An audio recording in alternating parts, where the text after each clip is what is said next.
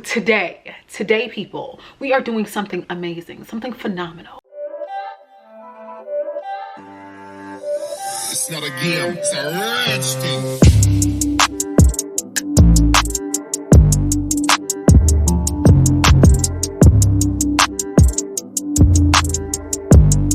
Hey y'all, welcome back to my channel. If you're new here, thank you so much for joining. If you're returning, it's your girl Cynthia. I'm your favorite poet. We're back with another video. Hey y'all, let's get into it. Today I am reacting to Amanda Gorman's poem at the inauguration. You guys, I'm so excited to do this video. I'm super excited because when the inauguration happened, when Amanda hit the stage, so many people hit me up. I got so many messages, so many DMs, so many phone calls, so many things about just how phenomenal she was on that stage, how she killed it. If you don't know who Amanda is, she's the Youth Poet Laureate of the United States, and I believe also the youngest inaugural poet to ever grace the inauguration stage. She's 22 years old and she's just fabulous, okay?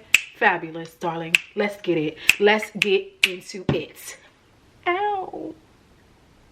Ow. I'm sure Black women all over are so happy, thrilled, and grateful for you, Amanda, but I want you to know that I am happy for you as well. Thank you, sis. I appreciate you. Before we jump in, make sure you hit the subscribe button down below and give this video a huge thumbs up to let YouTube know that this is the kind of content that you are interested in. So let's go ahead and jump in, guys. Let's get it cracking.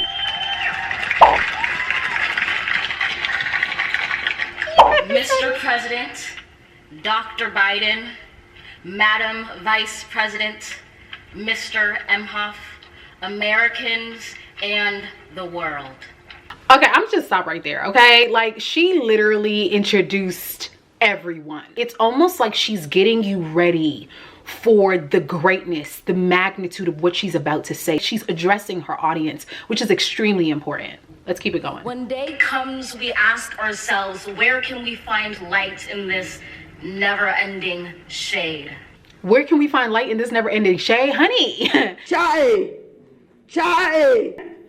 Continue. She's giving it to me. She's giving me life. Okay, I see you, Amanda. We carry a sea we must wade. We've braved the belly of the beast. We've learned that quiet isn't always peace. In the norms and notions of what just isn't always just is.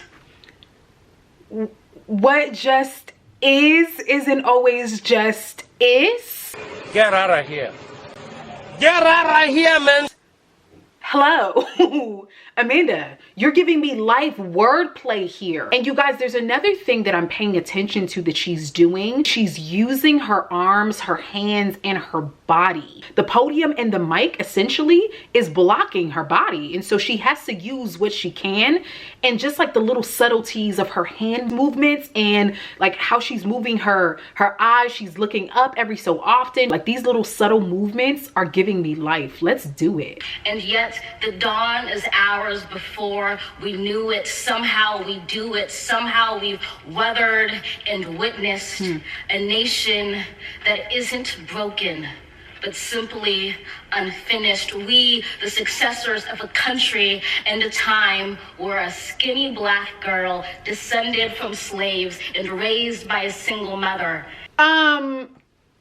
Absolutely, Amanda. You tell us, honey. She's letting us know that she was never supposed to be here, but somehow, I'd say by the grace of God, she made it to this stage. That's phenomenal. Can dream of becoming president, only to find herself reciting for one. And yes, we are far from polished, far from pristine, but that doesn't mean we are striving to form a union that is perfect. We are striving to forge our union with purpose, to compose a country committed to all cultures, colors, characters, and conditions of man. You guys, I'd be interested to see the text of the poem. Even just as she's talking, I'm hearing tons of alliteration and rhyme. I think she said perception and purpose, and then she said cultures and colors. Like, there's just so many beautiful words that she's using, but she's being intentional about these words, you guys. And I'd be so interested just to see what the text and the transcript of the poem actually looks like, what the words look like. We close the divide because we know to put our future first. We must first put our differences aside. We lay down our arms so we can reach out our arms to one another. We seek harm to none and harmony for all. Let the globe, if nothing else, say this is true. That even as we grieved, we grew. That even as we hurt, we hoped. She's doing this alliteration thing, you guys. She still has it going. She said, even as we grieved, we grew. Even as we hurt, we hoped. Like, that's beautiful, incredible. Even as we tired, we tried. That will forever be tied together, victorious. Not because we will never again know defeat, but because we will never again sow division. Can I just stop right here? Her coat is everything. Okay, like, Hi. Okay. I know this is a reaction video to what she's saying, but I equally think it's important for performance poets, for artists, when they show up, to show out. You know what I mean? And like, how she looks is already phenomenal. Like, her coat, great. The color, great. She probably chose that color because it's a pop of color. She wants us to pay attention to her. So I mean, I think that this is phenomenal. Okay, let's keep it going. Scripture tells us to envision that everyone shall sit under their own vine and fig tree, and no one shall make them afraid. Scripture tells us to envision. Amanda, you have my heart. You have my heart. Like, this lets me know that she's spiritual, that she's faith-based, that she reads her scriptures, because she's incorporating this text into the poem. God put her up on that stage, okay? So she's taking a moment to acknowledge what his word says, and that honestly has my heart. If we're to live up to our own time, then victory won't lie in the blade, but in all the bridges we've made. That is the promised glade, the hill we climb, if only we dare it. Because being American is more than a pride we inherit. It's the past we step into and how we repair it. We've seen a force that would shatter our nation rather than share it, would destroy our country if it meant delaying democracy. And this effort very nearly succeeded.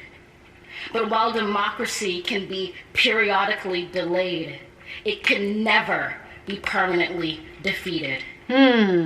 Once again, with the alliteration, I'm gonna call you the alliteration queen, Amanda, okay? Because you out here getting it. What it is that I'm paying attention to that she's doing a lot is she isn't necessarily trying to avoid America's dark past. I think she's talking a lot about the struggles, the grief that we've gone through, but the poem is also a poem of hope, right? Of resilience. The title of her poem is called The Hill We Climb. So she's certainly talking about all of the greatness that came out of the darkness. So I'm hearing like tones of hope. I'm hearing tones of resilience. I'm hearing tones of like how much we've evolved and grown and just become better as a result of the horrible 4 years, honey, that we just came out of. Let's keep it going. In this truth, in this faith we trust, for while we have our eyes on the future, history has its eyes on us. This is the era of just redemption. We feared it at its inception. We did not feel prepared. I feel like I gotta pause there. She just fumbled a little bit. She just fumbled a little bit. So I'm not pausing here to focus on the fact that she's fumbling. I'm pausing here to focus on the fact that she kept going, right? Even though she fumbled, she literally messed up her words. And I'm sure she's read this poem in practice so much before getting on this stage. But that is a testament to the things that just happened. Artists and performers are human beings. And even though she fumbled, she didn't like look defeated or she didn't stop. She literally didn't even miss a beat. She just kept going. Of such a terrifying hour, but within it we found the power to author a new chapter, to offer hope and laughter to ourselves. So while once we asked, How could we possibly prevail over catastrophe? Now we assert. How could catastrophe possibly prevail over us? How could catastrophe possibly prevail over us? Once again, you guys, she is reminding us of our strength, of how much we have overcome as a nation, as a country. And I think it's also important that, like, she is this young poet at 22, and there's all these like politicians and important people in America sitting listening to her. That is the power of poetry. If she is not the manifestation and the representation of everything she's talking about in the poem, I don't know what is. We will not march back to what was, but move to what shall be, a country that is bruised but whole, benevolent but bold, fierce and free. We will not be turned around or interrupted by intimidation, because we know our inaction and inertia will be the inheritance of the next generation. Our blunders become their burdens, but one thing is certain. If we merge mercy with might, and might with right, legacy, and change our children's birthright.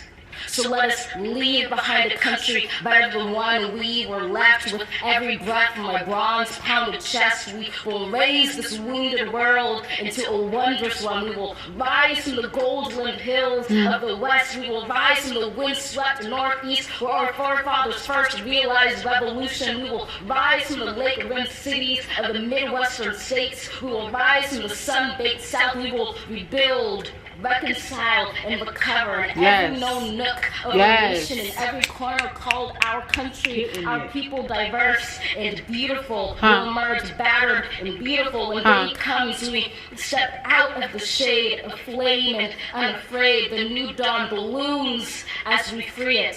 For there was always light, if only we're brave enough to see it. If only we're brave enough to be it. Wow.